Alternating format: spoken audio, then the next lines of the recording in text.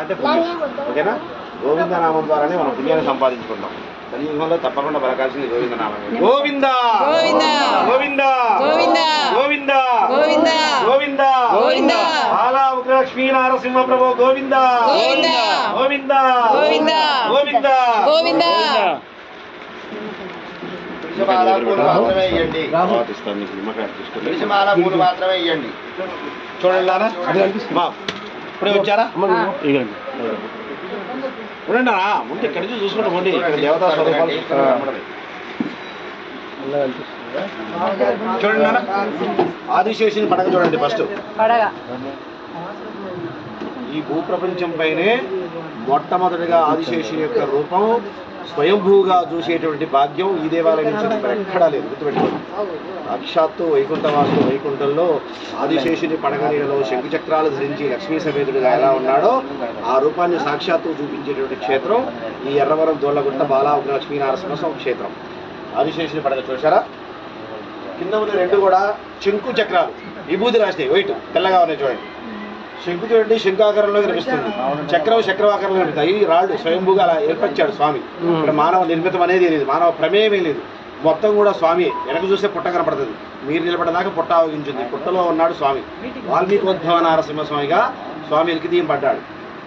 ఇగో ఈ చక్రానికి అవతల వైపు చిన్న తలకాయ పుట్ట కనపడుతుంది చూడండి. ఆయన బాలా నారసింహస్వామి రూపం.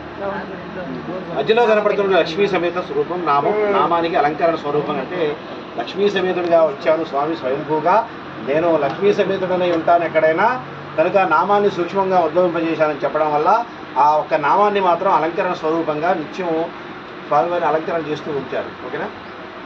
ఈ మూలలో చూడండి, ఉగ్రనారసింహస్వామి ఒక ముఖభాగం. స్పష్టంగా స్వామి యొక్క ముఖము, కళ్ళు, ముక్కు, గడ్డము. అడవిలో గర్జిస్తున్న సింహం ఏ విధంగా ఉంటుందో స్వామి యొక్క రూపం ఇలా ఉంటుంది. మరి ఈ దేవాలయం చాలా విశేషమైనటువంటి దేవాలయం. భగవంతుడు ఇక్కడ సాక్షాత్తు స్వయంభూగా ఏకాదశి సోమవారం రోజు ఇక్కడ పాదం పెట్టాడు తండ్రి. అందుకని వైకుంఠం నుంచి వచ్చానని చెప్పాడు.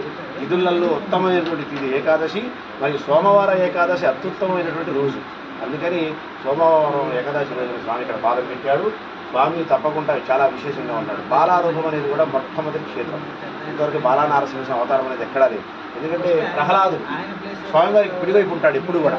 భక్త ప్రహ్లాదుని చేతనే నారసింహస్వామి ఉద్భవన జరిగింది, నారసింహస్వామి అవతారం జరిగింది. అటువంటి ప్రహ్లాదునే బాలా నరసింహస్వామిగా చేసి తన కుడివైపు పడుకోబెట్టుకున్నాడు స్వామి. పొట్టా తలకాయ కనపడితే ఆయన బాలా నరసింహస్వామి సంతానం కోసం వచ్చారని చెప్పాడు.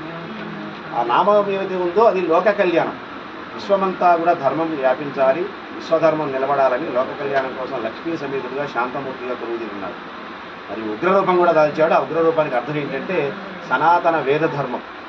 మతం కాదు. మతం అనేది మధ్యలో వచ్చింది, పిచ్చి మాట. ఎవడో పరిజ్ఞానుడు పెట్టాడు మతం అని మాట. మతం అనేది వేదంలో లేనే లేదు. వేదంలో ఉన్నదంతా కూడా ధర్మమే. ఆ ధర్మం కూడా ఒకటే, అదే సనాతన వేద ధర్మం. మరి ఆ వేదాన్ని సృజించినటువంటి తండ్రి నరసింహస్వామి. అందుకనే వేదములే నీ నివాసమాయే విమల నారసింహ అని స్వామిని కీర్తిస్తూ ఉంటాం. అటువంటి వేద నారసింహస్వామి నిత్యం వేద పండితుల చేత అలంకరణ చేయించుకొని మీ చేత నమస్కారం చేయించుకుంటాడు. నమస్కార ప్రియుడు భగవంతుడు, అలంకార ప్రియుడు భగవంతుడు. అందుకనే స్వామిని నమస్కారం చేసుకోవాలి. చూడండి, స్వామి ఇక్కడ పూలు వేసిన దగ్గర స్వామి పడుకొని ఉంటారని చెప్పి అంటారు అందరూ. అదిగోనా ఈ చక్రానికి వెనక వైపు పడుకున్న స్వామి. అదే చెప్పాను కాబట్టి తలకాయ పుట్ట ఆయనే బాలా నరసింహస్వామి. చూడండి, వెనక వైపు చూస్తే పుట్ట కూడా కనపడుతుంది మీకు. మాకు ఈ పొంగళ్ళు రెండు ఇక్కడ తెచ్చుకొని చెబుతారు.